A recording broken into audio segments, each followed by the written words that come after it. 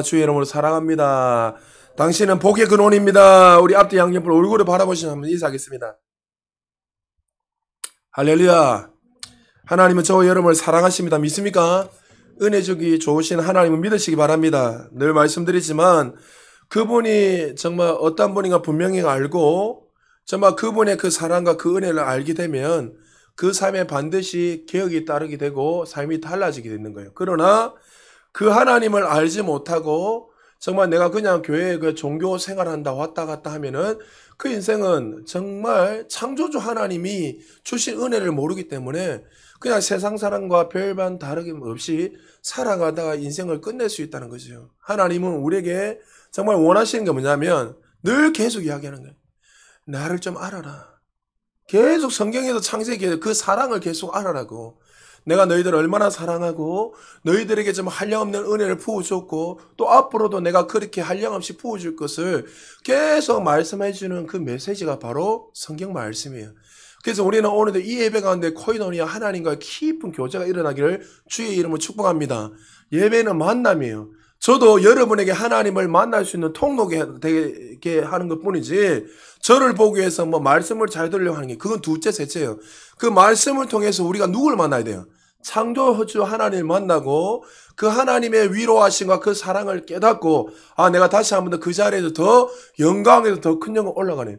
그래서 그 만나게 되면 그 가운데 치유가 일어나고 회복이 일어나고 정말 하나님 나를 얼마나 사랑하시는가 알게 됨으로 말미암아 세상에 줄 수 없는 그 평강과 기쁨이 부어지는 거예요. 그러나 반대로 이 예배를 종교적으로 드리게 되면 그 딱딱한 예배 되는 거예요. 시간이 되면서 저 목사 와 저리 말을 길게 하노. 너 이 찬양하에 왜 저리 또 기노? 왜 예배 또 기도 왜 이렇게 길어지노? 이렇게 불평하고 원망하다 끝나는 거예요. 또 어떤 사람이 시작하면 자는 사람이 있어요. 죄송하지만 늘 말했지만 영적 상황이 영적. 자는 사람들은 분명 영적으로 문제가 있는 거예요. 죄송하지만. 여러분 늘 말하지만 여러분 데이트 하는데 잠이 옵니까? 인정아 어떻노? 수민이 딱 만나려면 잠이 오나? 막 설레지? 얼굴부터 벌써 뭐 아니야 하면서 얼굴이 환해져 있는데 물론 아니라 카노. 네. 여러분 그런 기대감이 있어야 돼. 할렐루야. 왜 아멘이 한 번만 나옵니까? 할렐루야. 그게 정말 주님이 원하시는 거예요. 그래서 주님이 그냥 몇 마디 안 하더라도 그 옆에만 딱 있어도 설레고 좋은 거. 그것이 우리 하나님이고 아버지세요. 할렐루야. 만약 여러분 삶 속에 그것이 식어졌다면 회복하시길 주님 축복합니다. 하나님은 우리를 향해서 식어지지 않고 더 뜨거워지고 계시는데 오히려 우리는 점점점 어떻게 해요? 식어진다는 거는 여러분 지금 종교생활 하고 있는 거예요. 종교생활. 왜? 하나님은 영이시기 때문에 보이지 않으니까 어떻게 해요? 있나 없나? 진짜가 가짜가? 그분에 대해서 그냥 뚜렷하게 희미하게만 보고 있으니까 교제가 없으니까 그 안에서 기쁨이 없고 사랑이 없는 거예요. 그러나 반대로 그 사랑을 알고 그 은혜를 알면요. 날마다 설레고 오늘이 설레고 내일이 설레고 그 기대감이 계속해서 왜요? 내일 하나님이 나를 통해서 또 어떻게 만나주시고 어떤 일을 할 것인가는 그 기대감이 있기 때문에 여러분 오늘도 이 예배 가운데 그 기대감으로 주님을 만나시기를 주님 축복합니다. 자 오늘 따라합시다. 하나님의 사랑 10계명.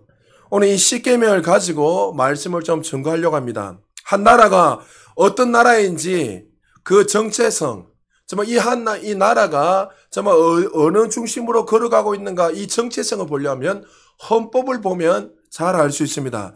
우리나라 헌법 1조 1항에 보면 이렇게 되어 있습니다. 대한민국은 민주공화국이다. 민주공화국이라는 말은 모든 권력과 권한이 백성에게부터 나온다는 말이죠. 그래서 제가 이 헌법을 보면서 뭐 미국은 어떻고 중국은 어떻고 뭐 일본 어떻고 다양하게 쫙 봤는데 중국은 이렇게 되어 있어요. 중국 인민공화국은 노동자 계급에 용도하고 공노연맹을 기초로 하는 인민민주 전체 정치의 사회주의 국가에 의해 사회주의 제도는 중화인민공화국의 근본 제도이다. 어떠한 조직, 개인도 사회주의를 파괴할 수 없다. 그게 한마디로 공산당이란 거예요. 사회주의. 그리고 일본은 용사 요즘 글자가 잘 안 보여.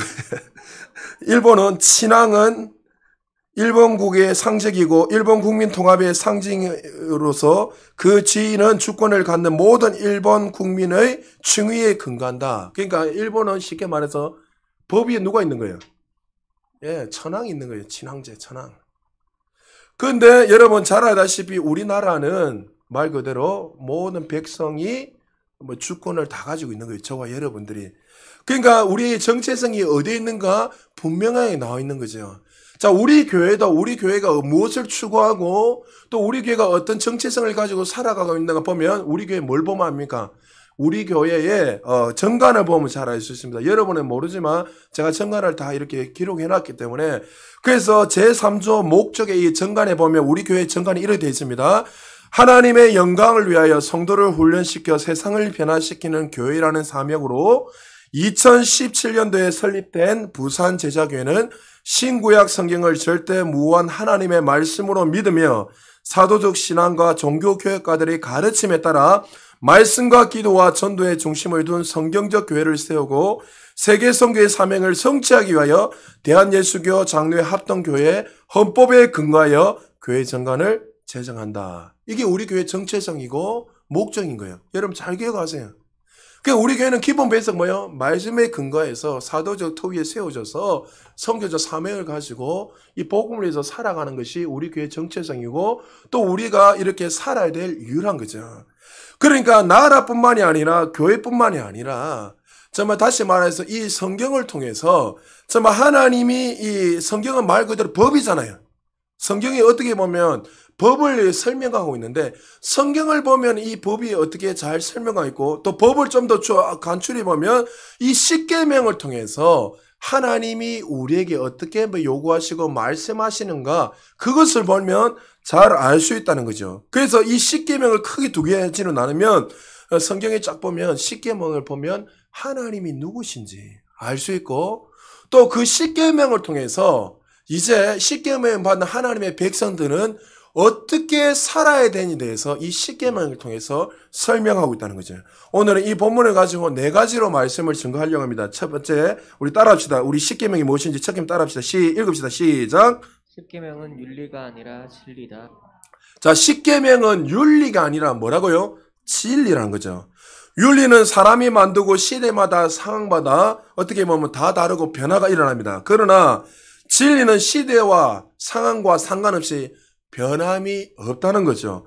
구약은 여러분 율법이 613가지가 나눠있는데 이 율법은 해라 하지 마라 하잖아요. 그래서 해라는 조항 보면 248개에서 이렇게 해라라고 설명하고 있고 또 하지 마라는 거는 365개를 하지 마라고 설명하고 있습니다. 그래서 사람들이 끊임없이 죄를 많이 지니까 하루에 한 가지 죄를 이렇게 생각하니까 하지 마라라는 조항이 365개로 설명하고 있습니다. 많은 사람들이 이런 질문을 합니다. 3500년 전에 이스라엘 백성들에게 준 이 율법을, 이 십계명을 지켜야 되는가? 유효한가? 그들에게 줬는데 우리도 이렇게 해야 되는가? 정말 지키는 것이 맞는가? 어떤 사람들은 이것을 하지 말아야 된다. 십계명을 지키지 마라. 무효다. 하지 말아야 된다. 이렇게 말씀하고 있습니다. 무용론을 주장하는데 근데 오늘 성경 본문에 보면 이 십계명에 대해서 이렇게 말씀하고 있습니다. 20장 1절 우리 같이 한번 읽어볼까요? 시작. 하나님이 이 모든 말씀으로 말씀하여 이르시되 하나님이 이 모든 말씀으로 말씀하여 이르시되 이스라엘 백성들의 십계명을 주시면서 뭐라 말씀하셨습니까? 말씀으로 십계명을 주셨다. 십계명의 출발은 뭡니까? 이 말씀이 이 십계명이 누구의 말씀이란 거예요? 하나님의 말씀이란 거예요. 할렐루야. 그러면 이 말씀을 지켜야 돼요? 안 지켜야 돼요? 하라 마라가 아니라 이 십계명은 지켜야 된다는 것을 하나님이 우리에게 말씀하고 있다는 거죠. 십계명의 시작은 하나님을 향한 태도로부터 시작합니다. 하나님을 창조주로 진리 하나님을 우리가 믿으면 하나님 말씀을 그대로 받아들이고 십계명도 똑같이 소중히 여기고 순종하며 살아가라고 하나님이 우리에게 말씀하고 있습니다. 많은 사람들은 십계명을 말하면 불편하게 여깁니다. 왜 그렇죠? 마치 이 십계명이 법이니까 딱딱한 거예요. 그러니까 이 십계명을 해라 하지 마라 이 법이니까 마치 이 십계명을 지키는 사람들을 억압하고 누르고 족쇄를 채운다고 많은 사람들이 생각합니다. 그래서 우리도 율법 하니까 딱딱하잖아요, 사실. 율법이니까 안 하면 죽고 하면은 복을 받고. 그러나 먼저 우리가 이 십계명을 따르기 전에, 알기 전에 이 십계명을 주신 분이 누구신지 알아야 되는 거예요. 자, 십계명을 누가 주셨죠? 천지를 창조하신 하나님이 이스라엘 백성들에게 줬고 저와 여러분이 주셨습니다. 이 십계명을 주신 하나님이 먼저 어떤 분인지 알아야 되는 거예요. 이 하나님이 어떤 분입니까? 이스라엘 백성들이 430년 동안 죄의 노예에 종살이에서 족쇄에 얽매였던 그들을 해방하여서 자유자로 만드신 하나님이세요. 그 자유자를 만드신 전지전능하신 하나님이 너희들을 자유케 했으니 게 자유케 하셨으니 어떻게 해요? 그 법을 따르며 살아라고 그에게 말씀하고 있습니다. 우리는 이 법을 족쇄로 생각해서는 안 되는 겁니다. 십계명은 감옥이 아니라 오히려 교통법규와 같습니다. 우리 생활 가운데 교통법규가 없으면 편안히 여기지 모르겠습니다. 그러나 곧 교통법규가 없으면 어떻습니까? 초록불이 있으면 어떻게 됩니까? 초록불이 이렇게 신호등 초록불이 있으면 안심하고 어떻게 됩니까? 지나갈 수 있잖아요. 여러분 이 차를 타고 가다가 고속도로 달리다가 여러분 보면 저 절벽에 가드레인이 있습니다. 그 가드레인을 불편하게 여기는 사람 한 명도 없습니다. 맞죠? 여러분 차를 탈 때 여러분 우리 안전띠가 매는 걸 불편할 수 있지만 이것을 불편하게 여기는 사람들이 별로 없어요. 왜요? 안전띠가 오히려 우리를 보호하고 지켜준다고 생각하기 때문에 안전띠를 이렇게 메고 우리는 걸어가고 살아가고 있다는 거죠. 마찬가지입니다. 이 법이 우리를 불편하게 여긴 것 같고 족쇄인 것 같지만 오히려 어떻게 해요? 이 법이 우리를 더 안전하게 보호하고 우리를 더 좋은 길로 인도한다는 거죠. 스티븐 코비가 쓴 베스트 책 가운데 여러분 꼭 사업하시는 분들 제가 종현이한테도 읽어보라고 줬는데 7가지 성공한 사람들의 7가지 습관. 이분이 뭐 크리스찬은 아니지만 제가 정확하게 지기하는데 천주교 신자인지 그런 걸로 알고 있어요. 하여튼. 그런데 이 사람이 정말 전 세계 이 사람 때문에 성공하는 30가지 법칙 무슨 법칙 쫙 나왔습니다. 그러니까 이 책은 사업하시는 분들은 꼭 한번 읽어보면 습관이라는 이 책을 읽어보면 참 도움이 많이 되는데 그게 책에 보면 등대라는 이 이야기 하나 나오는데 그 내용은 이렇습니다. 그 스티븐 코비가 이야기하면서 두 전투함이 이렇게 폭풍우 가운데 해상훈련을 합니다. 해상훈련하는데 안개가 촥 하고 폭풍우가 쳐가지고 뭐 앞이 보이지 않습니다. 그러면서 이렇게 막 운행을 하고 전투훈련을 하고 있는데 갑자기 멀리서 불빛이 하나 보이는 거예요. 불빛이 보이니까 함장이 그 이야기하는 그 뭐냐니까 저 멀리서 불빛이 보입니다. 불빛이 보이니까 그럼 어떻게 하는 거예요? 빨리 그 전투함에다가 이야기해서 빨리 항로를 20도로 옮기라고 해요. 그래서 그 함장이 그에게 이야기하니까 그게 그 선원이 이야기를 합니다. 너희들 빨리 20도로 항로로 돌려라. 돌리지 않으면 서로 부딪히니까. 그러니까 거기에서 돌리지 않고 가만히 있는 거예요. 다시 한 번 더 함장이 가서 빨리 그 항로를 20도로 옮겨라. 옮기지 않으면 부딪히니까. 그러니까 거기에서 그 불빛 있는 거기서 뭐라고 하냐면 우리는 등대입니다. 이렇게 향해요. 그러니까 등대이기 때문에 우리는 옮길 수 없습니다. 이렇게 하면서 이 함장이 이 이야기를 하면서 스티븐 코비가 뭐라고 하냐면 이 일화를 두고 등대 원칙이라고 이야기합니다. 다시 말해서 이 등대 원칙을 두고 스티븐 코비가 무엇을 강조하냐면 우리 삶에는 바꿀 수 있는 것들도 있지만 바꾸지 말아야 할 걸 절대적인 진리가 있다는 거예요. 그래서 이 땅이 살아가면서 자연 법칙 가운데 절대 진리가 있는데 이 진리도 우리가 잘 순응하며 따라가기만 하면 그 삶 속에 반드시 성공한다는 것을 설명하고 있다는 거죠. 마찬가지입니다. 십계명도 우리가 원하는 대로 상황에 맞춰 십계명을 고치는 것이 아니라 절대 진리 이 말씀의 기준을 두고 우리의 잘못된 항로를 바꿔서 수정해서 걸어가기만 한다면 우리의 삶은 영광에서 더 큰 영광으로 올라갈 수 있다는 거죠. 그리고 두 번째요. 십계명은 구원받은 백성에게 주신 계명이란 거예요. 이 십계명은 세상 사람에게 준 것이 아니라 구원받은 하나님의 자녀들에게 주신 거기 때문에 이 말씀을 우리는 지키고 살아야 된다는 거죠. 십계명을 주어진 대상이 누구라고요? 하나님 앞에 구원받은 백성입니다.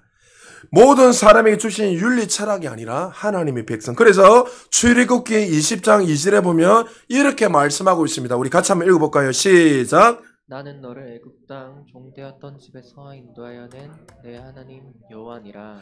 자, 하나님이 누구신지 분명하게 먼저 십계명을 주기 전에 말씀하고 있어요. 우리에게 이거 해라 하지 마라 하기 전에 내가 누구라고요? 나는 너를 애굽 땅 종되었던 너희들을 어떻게 해요? 독수리 날개 등 위에 업고 내가 급하게 업고 너희들을 가장 안전한 그 품으로 인도한 하나님이라 말씀하고 있는 거예요. 그래서 우리가 십계명을 지킬 때에 십계명의 말씀을 들을 때에 하나님의 사랑을 알아야 되고 그리고 또 어떻게 해요? 내가 이제 하나님의 백성이 됐다는 소속이 되었다는 것을 알고 마땅히 따라가야 된다는 거예요. 여러분 이 말씀을 받았던 이스라엘 백성은 어떠한 자들이었죠? 그들을 정말 출애굽시킬 때 하나님이 10가지 재앙을 애굽에 내리면서 마지막 장자재앙을 통해서 하나님이 하나님인 것을 모든 만방에 알리셨고 그들을 정말 홍해를 가르시고 가장 안전한 길로 옮기셨어요. 그들이 정말 종살이 할 때 여러분 종살이 해본 사람 아십니까? 우리는 안 해봤지만 저희 아버지 어머니는 일제시대를 경험했잖아요. 그 나라가 없이 살아가는 그 사람들 말로 표현할 수 없이 고통스러워. 나라를 잃어버리고 이름도 없이 살아가는 사람들. 그런 고통 가운데 그들을 건지신 거 얼마나 큰 은혜입니까? 근데 그들이 행한 일이 뭐죠? 물 없다고 하나님 원망해요. 고기 없다고 하나님 불평하고 원망해요. 마치 우리 모습이 그렇지 않습니까? 그 구원의 은혜는 다 잊어버리고 순간순간마다 뭐 없으면 뭐 없다고 불평하고 아프면 아프다 불평하고 조금 내가 원하는 대로 되지 않으면 늘 불평하고 원망하고 살아가는 사람들이 저 여러분이 아닙니까? 이스라엘 백성들이 지금 그랬단 말이죠. 불기둥 구름기둥으로 가장 하나님 시원하게 하시고 가장 따뜻하게 그들을 그 강야에서 이끄시고 인도하셨습니다. 그래서 그들에게 홍해를 건너는 사건을 통해서 사도 바울이 고린도 10장 1절에 보면 그 사건을 이것이라고 설명합니다. 10장 1절 2절 같이 한번 읽어볼까요? 시작.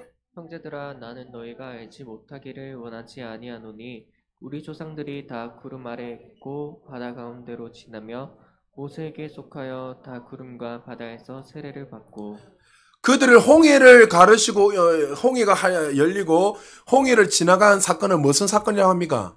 세례받았다 이렇게 이야기합니다.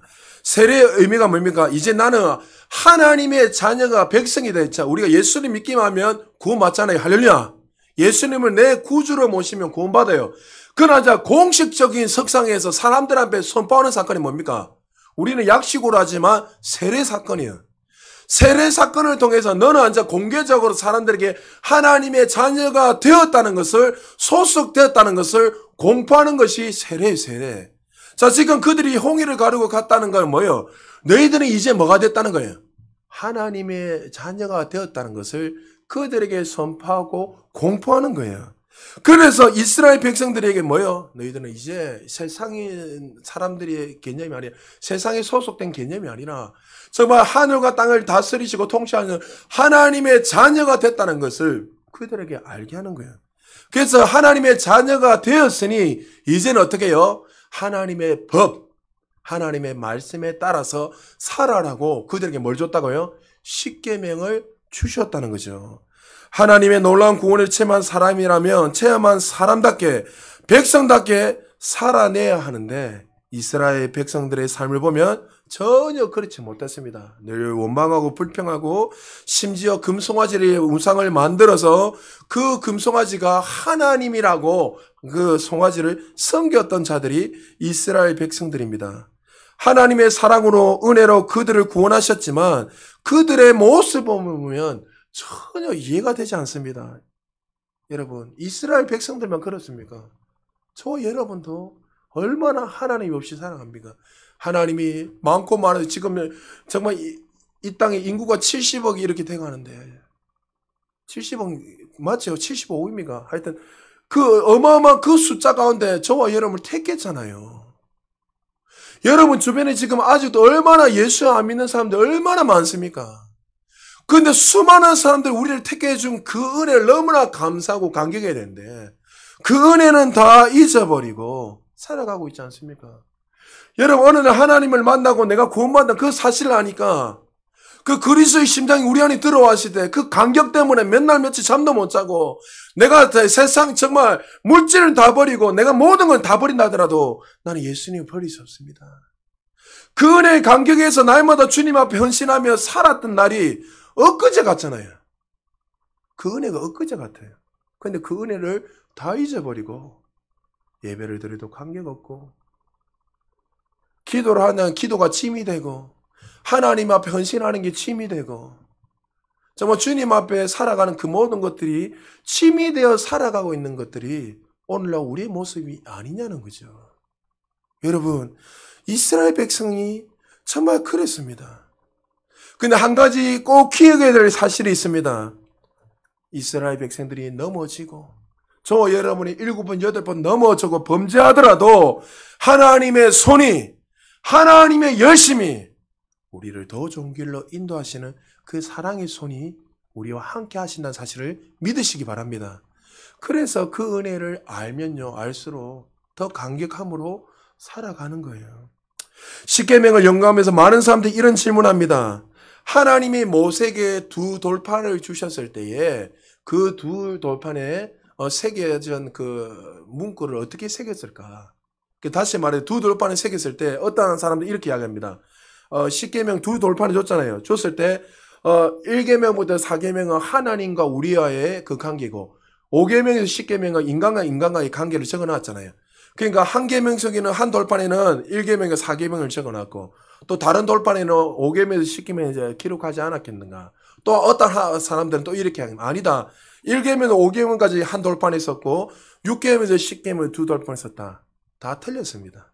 그 당시에 고대 운동의 그 약속이나 증표를 보면 잘 알 수 있고 학자들이 거의 100% 확신한 게 뭐냐면 10계명 두 돌판을 모세에게 주었을 때 어떻게 적었냐면 한 돌판에도 10계명이 적어나고 또 다른 돌판에도 10계명이 적어서 그 조항을 맺어서 그들에게 약속의 증표로 줬다는 거죠. 왜요? 그 당시에 종주권 계약을 보면 잘 알죠. 지금도 여러분 그 돌판들이 남아 있습니다. 그 당시에 3,500년 전에 그 돌판들 그 당시에 그들이 어떻게 계약을 맺고 언약을 맺는지 지금도 남아 있습니다. 그래서 여러분들 부지런히 돈 많이 모아가지고 다음에 우리가 기회 되면 우리 좀 유럽 쪽으로 사도 바울이 했던 그런 쪽으로 좀 한번 이렇게 성지순례 가면 좋겠어요. 성지순례 돈 그렇게 많이 안 듭니다. 여러분 생각보다 그렇게 많이 안 들어요. 제가 루트를 아는데 한 250만 원이면 유럽 쪽이 돌 수 있습니다. 300만 원 넉넉히 잡아서. 그래서 여러분들이 그런 걸 한번 보면서 봐야 돼요. 그래서 지금도 남아있는데 한번 띄워보십시오. 보면은 두 돌판이 있는데 따로따로 해놨네요. 예.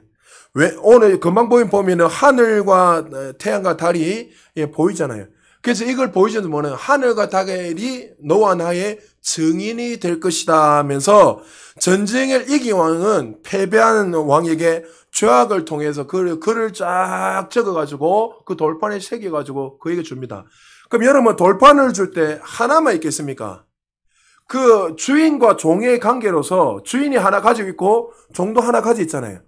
그러면서 돌판을 딱 해서 너와 나의 영원한 규례다 이렇게 하면서 그 돌판을 줍니다. 그래서 그게 보면은 제일 먼저 조약을 맺을 때에 제일 먼저 기록한 것이 뭐냐면 나는 누구라고 먼저 밝힙니다. 그럼 나는 베네옥이다. 나는 뭐 하나님이다. 이렇게 해서 누구 이름을 밝히고 나서 그 다음 번째 역사적으로 일어난 일들을 선언을 쫙 하면서 적어놓고 그 다음에 해야 될 너희들이 이렇게 해야 된다는 것을 적어놓고 만약에 그렇게 살지 않으면 너희들에게 축복이 임하고 저주가 임할 것이다. 이렇게 항상 그 당시에 종주권 계약을 통해서 이렇게 언약을 맺고 그 구속된 사람들, 그 전쟁에 패배한 자들에게 그렇게 종과 주인의 관계로 언약을 맺습니다. 자, 그런데 십계명을 보면 그 당시에도 동일하게 언약을 맺은 것 똑같이 맺습니다. 하나님이 십계명 그들에게 주면서 제일 먼저 하는 게 뭐예요? 나는 하나님이다. 이렇게 먼저 시작하면서 말씀합니다. 그리고 십계명에 적은 분의 이름을 밝히고 그 다음에 무슨 일을 행하여질 딱 설명을 하고 너는 너희를 애굽 땅에 종살이 한 너희를 구원한 하나님이다 설명하고 그리고 너희들이 해야 될 10가지 조항을 쫙 설명해나고 이것을 지키면 복을 받고 지키지 않으면 저주가 임할 것이다 이렇게 하면서 10가지 재앙을 설명하고 이야기했습니다. 무슨 말입니까? 이 십계명은 말 그대로 하나님의 백성들에게만 허락하신 하나님의 메시지고 음성이래요. 그러면 저와 여러분 지금 누구에게 구속되어 있다는 거예요? 누구요? 하나님의 앞에 구속된 자녀란 거예요. 할렐루야. 이것이 여러분에게 마치 종처럼 살아라 이 의미보다도 뭐예요? 내가 너희를 구속했으니 너는 내 것이니 끝까지 책임지겠다는 거예요. 할렐루야. 그래서 이 십계명은 어떻게 해요? 십계명을 보면서 하나님의 사랑을 알게 되고 이 십계명을 통해서 내가 누구인지 이 소속 개념을 분명하게 알 수 있다는 거예요. 자, 이 의미를 알고 다시 한번 20장 2절을 다시 한번 읽어볼까요? 20장 2절 시작. 나는 너를 애굽 땅 종되었던 집에서 인도하여는 내 하나님 여호와니라. 할렐루야. 이 십계명을 묵상하면 해라 하지 마라 이것이 아니라 딱딱한 내용이 아니라 하나님의 사랑을 알 수 있어요. 내가 너를 이스라엘 백성들에게 애굽에 종살이했던 너희들을 나를 구원했다 너희를. 우리는 어떻게 해요? 영원히 죽을 수밖에 없는 죄로 인하여 죽을 수밖에 없는 저와 여러분을 구원하신 그 메시지가 담겨 있다는 거예요. 그러므로 우리는 하나님의 자녀가 되었으니 자녀답게 이 말씀을 즐거워하고 기뻐하며 따르라는 것을 우리에게 말씀하고 있다는 거죠. 십계명을 암송하는 것보다 더 중요한 것은 십계명을 주신 그 하나님의 사랑을 알고 감사함으로 살아가야 된다는 거죠. 애굽의 종에서 이스라엘 백성들을 해방하신 하나님은 오늘 우리의 죄악 가운데서 자유케 하신 구원자 하나님인 것을 믿으시기 바랍니다. 누가 이 십계명, 이 계명을 지킬 수 있습니까? 의무감으로 지킨다면 눈치만 보이고 피곤할 뿐입니다. 하나님이 누구신지 정말 아는 사람, 하나님을 사랑하는 사람, 그리고 그분이 나를 구원하셨다는 사실을 믿는 사람들에게는 기쁨으로 감격으로 이 말씀을 순종함으로 살아갈 수 있다는 거죠.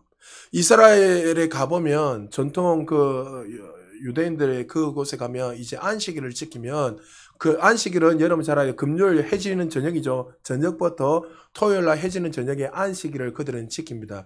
그들은 출애굽 이후 여전히 계속 전통 유대인들은 지키고 있습니다.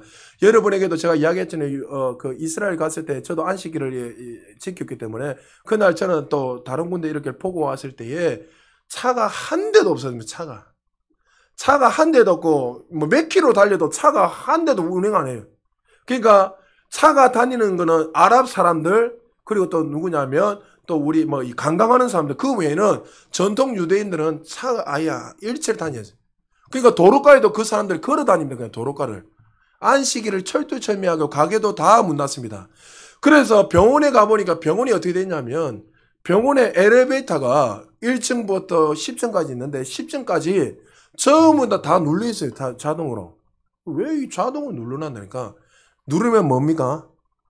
그들은 유대인들은 전통 유대인들은 누르면 일하는 거예요. 안식일 일하면 안 돼요. 그러니까 자동으로 10층까지 다 눌러놓고 그러니까 딱 쓰면 1층 썼다가 2층 썼다가 3층 썼다가 그러니까 계속 문 열렸다 닫았다 문 열렸다 계속 자동 열렸다 닫았다 하는 거예요. 타이머도 자동으로 전원도 다 되어 있습니다.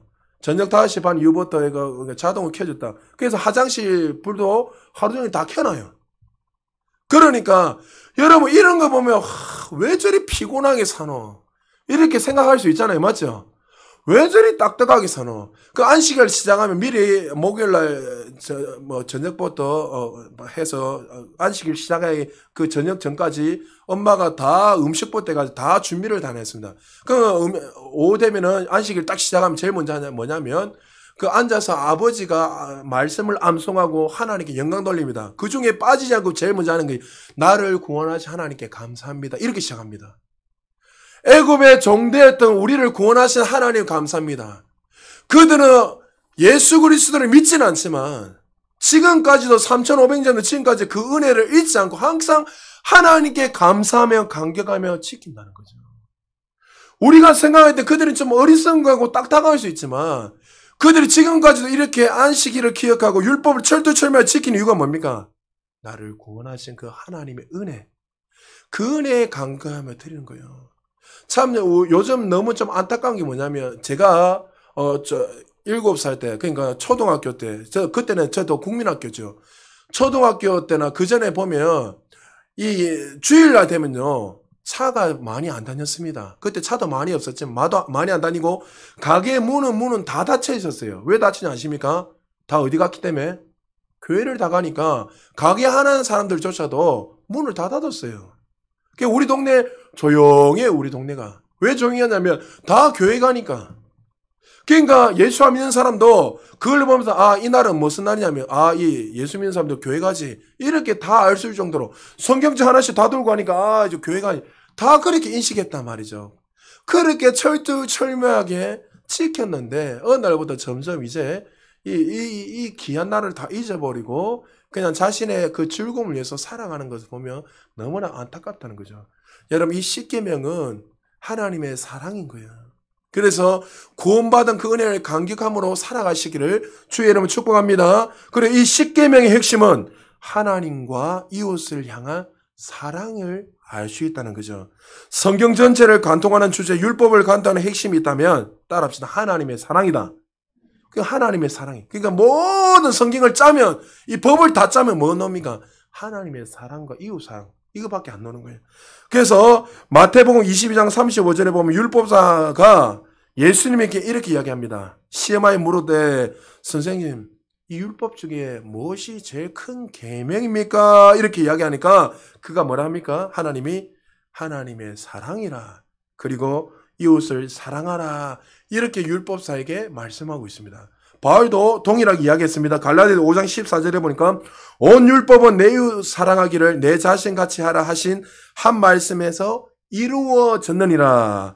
하나님을 사랑하고 이웃을 사랑할 때 그때 율법을 이루는 삶이라고 분명하게 말씀하고 있습니다.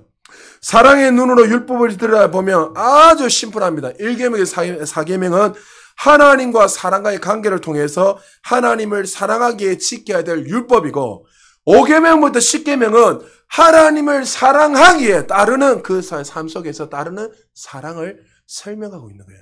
그래서 내가 하나님 누구신지 그 사랑을 알게 되면 그 사랑을 받은 사람들은 반드시 어떻게 해요? 부모를 공경하게 돼 있고 또 어떻게 해요? 간음하는 것이 아니라 하나님을 사랑하기 때문에 간음하지 않고 또 어떻게 해요? 이웃의 것을 탐내지 않고 오히려 어떻게 해요? 하나님의 사랑을 하기에 이웃에게 오히려 섬기면서 드리며 살아가게 돼 있다는 거예요.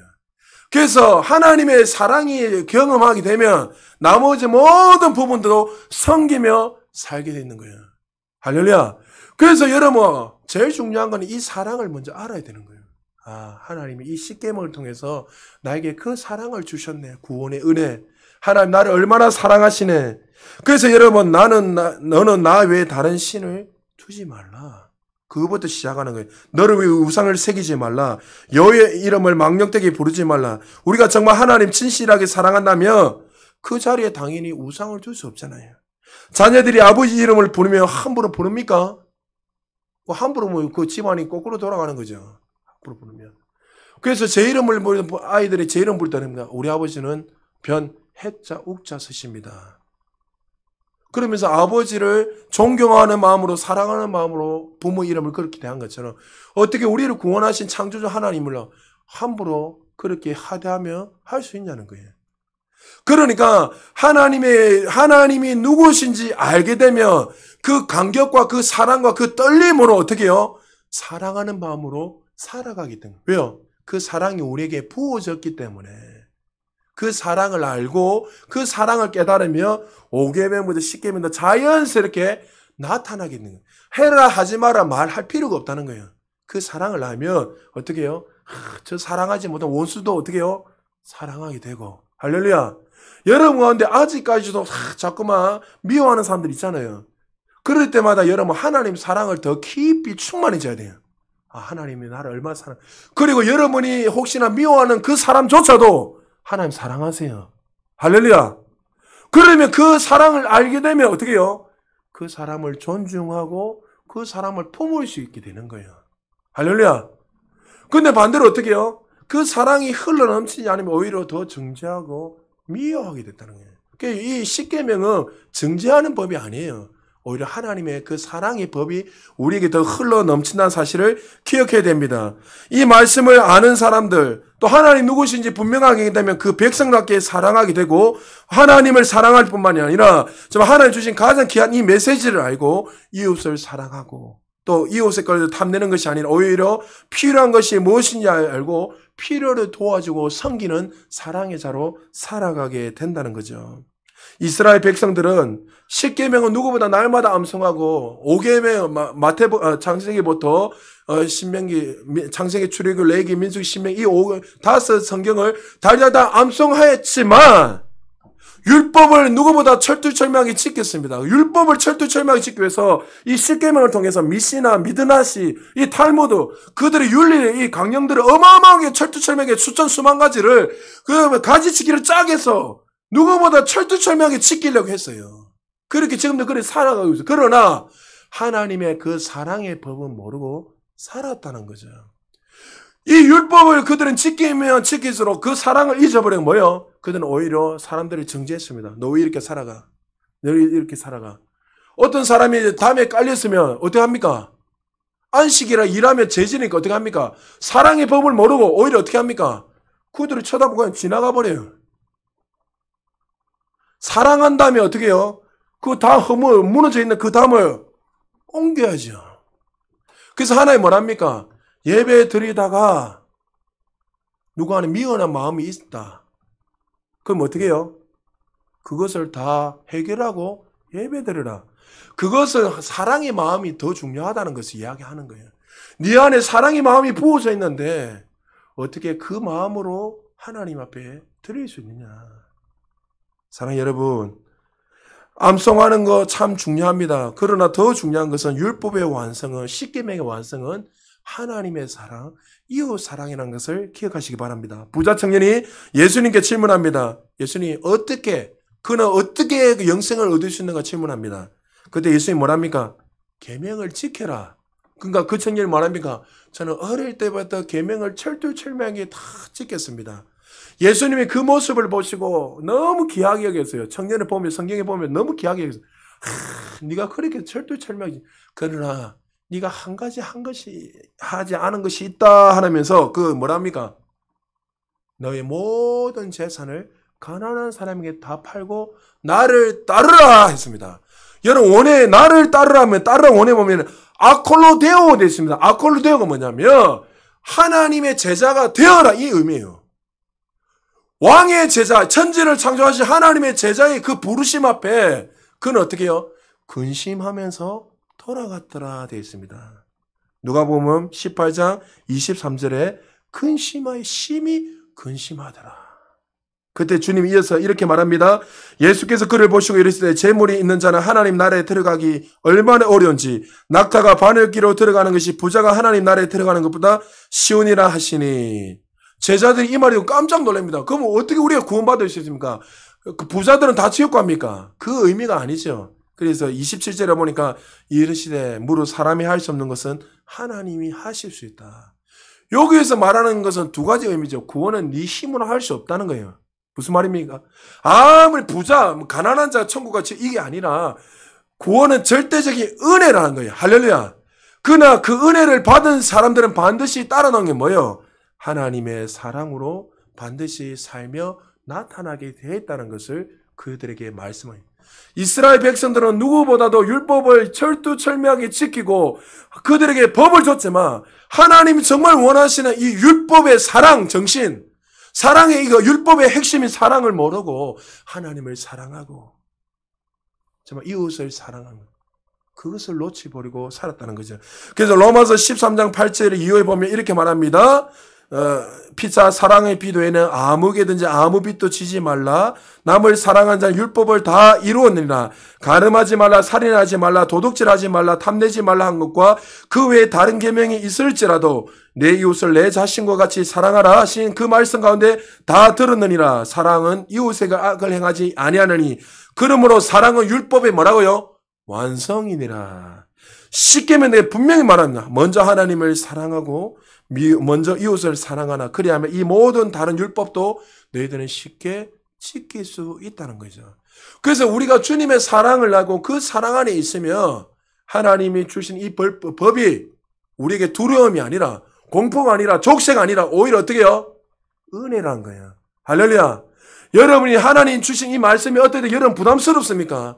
어떨 때는 이게 왜 나한테 이렇게 족쇄처럼 여겨지십니까? 여러분 다시 한번 하나님의 그 사랑을 깊이 알고 그 사랑으로 기능하며 살아갈 수 있기를 주의 이름으로 축복합니다. 그리고 그 사랑을 받았다며 그 사랑을 누렸다며 이제는 어떻게 해요? 사랑으로 기능하며 이웃을 사랑하고 용서하고 세워줄 수 있는 저와 여러분 되시기를 주님 축복합니다. 그리고 마지막으로요. 십계명은 내가 죄인임을 깨닫고 구원자 예수 그리스도만 바라보게 하는 것입니다. 십계명은 하나님의 백성들이 살아가도록 주신 것입니다. 문제는 이스라엘 백성들이 십계명을 다 지키며 살았습니까? 못 지켰습니다. 형식적으로는 잘 지키는 것처럼 보였지만 근본적으로 잘 지키지 못했습니다. 마찬가지입니다. 우리도 하나님의 은혜를 구원받았지만 은혜 받은 백성답게 우리는 살아가지 못할 때가 얼마나 많이 있습니까? 이스라엘 백성들은 율법을 잘 지키고 더 열심히 더 안전하게 살기 위해서 아까 뭐 줬다고요? 미드나시, 미시나, 탈무드 수많은 가지치기의 어떤 윤리적인 법들을 만들어서 그들은 완벽하게 지키며 살았습니다. 그러나 바울은 그들에게 이렇게 말하고 있습니다. 율법에 대해서 로마서 3장 20절입니다. 같이 한번 읽어볼까요? 시작. 그러므로 율법의 행위로 그의 앞에 의롭다 하심을 얻을 육체가 없나니 율법으로는 죄를 깨달음이니라. 하나님이 사실 십계명 율법을 근본적으로 준 이유가 뭘까요? 그들을 억압하려고요? 죽이려고요? 너가 이렇게 안 살면 죽는다? 너희들 망한다? 정신 차려? 이렇게 하려고요? 너 똑바로 안 해? 이렇게 하려고요? 아니란 거죠. 이 율법을 통해서 그들이 뭐란 걸 고발한 거예요? 너희들은 죄인이다. 잘 들으십시오. 그들은 누구보다도 철두철미하게 잘 지켰지만 완벽하게 지킬 수 있었습니까? 못 지켰단 말이죠. 그러나 이 율법을 지키면 지킬수록 그들이 깨닫는 게 뭐예요? 내가 이 죄를 해결할 방법이 있다 없다? 없다는 것을 깨닫게 하기 위해서 율법을 주신 거예요. 자, 그래서 갈라디아서 3장 24절에 율법의 기능에 대해서 이렇게 말합니다. 같이 한번 읽어볼까요? 시작. 이같이 율법이 우리를 그리스도께로 인도하는 초등교사가 되어 우리로 하여금 믿음으로 말미암아 의롭다함을 얻게 율법이 우리를 그리스도께 인도하는 앞전 성경에는 몽환 선생 초등교사가 되어 우리로 하여금 믿음으로 말미암아 의롭다함을 얻게 하냐. 그러니까 이 율법을 지키면 지킬수록 우리에게 뭘 느끼는 거예요? 내 힘으로는 도저히 이거 완벽하게 지킬 수 없다. 내 인생은 절대로 구원받을 수 없다. 받을 수 없다는 걸 깨달은 통해서 이 초등교사를 통해 뭘 깨닫게 하는 거예요? 누굴 바라보게 하는 거예요? 우리를 구원하실 분 누구밖에 없다? 죄에서 구원하실 분은 하나님밖에 없다는 것을 이 율법을 통해서 알게 해주시는 거예요. 할렐루야! 그래서 여러분 몽환 선생 되게 했다. 초등교사 되게 했다 하게 하는 거예요. 그래서 여러분 우리는 살아야 말라고 했는데 이미 마음속에 수없이 사람들 살인하잖아요. 지나가다가 사람들에게 음욕을 품을 때도 있고 또 남의 것을 탐내잖아요. 하나님 이미 그 마음에 살인한 자는 살인했다 하잖아요. 마음을 품어서 살인했다고 했어요. 여러분 우리는 끊임없이 남을 미워하고 정죄하잖아요. 이미 여러분 그렇게 죄를 사는 우리는 절대로 어떻게 해요? 완벽하게 율법을 요구한 대로 살아갈 수 있는. 그럼 율법 앞에 잣대를 딱 대면 우리는 어떻게 해요? 죄인이다. 우리는 망했다. 끝나는 거예요. 그러나 그것을 통해서 하나님 뭐라고 말씀하시는 거예요? 아니다. 율법의 완성자이신 율법에서 구원하실 그 누구요? 예수 그리스도를 바라바라고 말씀하고 있습니다. 그래서 마태복음 5장 17절에 이렇게 말씀하고 있습니다. 같이 한번 읽어볼까요? 시작. 내가 율법이나 선지자를 폐하러 온 줄로 생각하지 말라. 폐하러 온 것이 아니요 완전하게 하려. 할렐루야. 율법을 통해서 율법의 완성자, 완전자인 누구를 바라바란 거예요? 예수 그리스도. 할렐루야. 그래서 우리는 이 율법을 통해 이 십계명을 통해서 하나님의 사랑을 알게 되고 그 은혜를 깨닫고 감사함으로 살아가야 되는 거예요. 그래서 여러분 이 십계명이 무거운 게 아니에요. 십계명을 통해서 우리는 크게 두 가지 깨닫는 거예요. 내가 죄인이었구나. 그래서 날마다 말씀을 묵상하면 쉽게 묵상하면 내가 얼마나 큰 죄인이었구나. 내가 죽을 수밖에 없는 죄인이었네. 그러나 어떻게요? 그 율법에서 또 들여다봐야 될 게 뭐라고요? 그 죄인을 구원하실 분은 누구밖에 없다? 예수님이었구나. 그래서 내가 그 은혜로 내가 하나님의 자녀가 되었으니 감사함으로 기쁜 마음으로 마땅히 이 율법을 이 말씀을 사랑하고 지키며 나가야 되는 거예요. 할렐루야. 지금은 여러분 이 율법의 완성자 예수 그리스도 통해서 우리에게 완벽하게 모든 죄들을 해방시켜 주셨습니다. 그러나 이제는 우리는 알아야 될 것이 뭐냐면 이 법을 신약을 통해서 우리에게 새로운 피조물 계시를 주셔서 이제는 우리에게 의로 기능하고 하나님 자녀답게 살아라고 말씀하신 그 하나님의 축복의 메시지를 기억하고 이제는 이것을 두려움으로 족쇄가 아니라 오히려 하나님이 우리에게 가장 더 선한 길로 인도하시는 그 말씀이란 것을 기억하고 영광에서 더 큰 영 올라가게 하시는 그 하나님의 사랑과 은혜라는 것을 기억하고 여러분들 감사함으로 감격함으로 살아가게 되면 여러분의 삶 속에 부족함이 없이 넘치는 복들을 부으며 살 수 있도록 은혜를 부어주셨다는 거죠. 그래서 사도 바울이 로마서 우리 한 장만 찾아봅시다. 성경 없는데 제가 마음에 온데 7장 24절 한번 찾아봅시다. 로마서 다 찾아보십시오. 로마 요것만 읽고 우리 마무리하겠습니다. 7장 24절.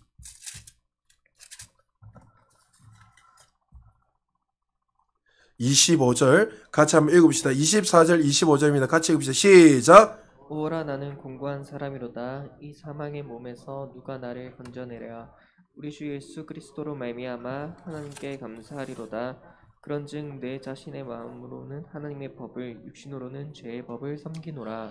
우리가 이 땅에 살아가면 두 법을 따라가잖아요. 한 법은 육신의 법을 끊임없이 따라가게 했고 한 법은 하나님의 말씀의 법을 따라. 바울도 그랬어요. 오라 나는 공고한 자다. 누가 이 사망의 법에서 나를 건질까. 끊임없이 우리를 이렇게 갈등하고 어떨 땐 넘어지고 그렇지만 바울이 이길 수 있었던 이유가 뭡니까? 하나님의 그 은혜로 말미암아 내가 이기게 되었다. 할렐루야. 이 십계명을 통해서 다시 한 번 더 하나님의 그 사랑을 묵상하시기 바랍니다. 그리고 그 은혜 받은 자답게 이제는 그 말씀을 순종하며 살아가게 될 때 우리를 통해서 정말 하나님의 그 사랑이 수많은 자들에게 실현되고 나타냄으로 말미암아 하나님의 다스림의 통치가 우리를 통해서 나타나고 또 주님이 오심이 더 빨리 당겨져서 하나님의 영광스러운 그 천국 잔치가 정말 언젠가는 반드시 나타나게 될 것입니다. 사랑하는 여러분, 한 주 동안도 이 말씀을 가슴에 심령에 깊이 새기셔서 하나님의 사랑에 감사하시고 그리고 또 그 사랑을 받은 자답게 사셔서 많은 사람들에게 그리스도를 드러내어서 하나님 영광스럽게 나타낼 수 있는 저와 여러분 되시기를 주의 이름으로 축복합니다.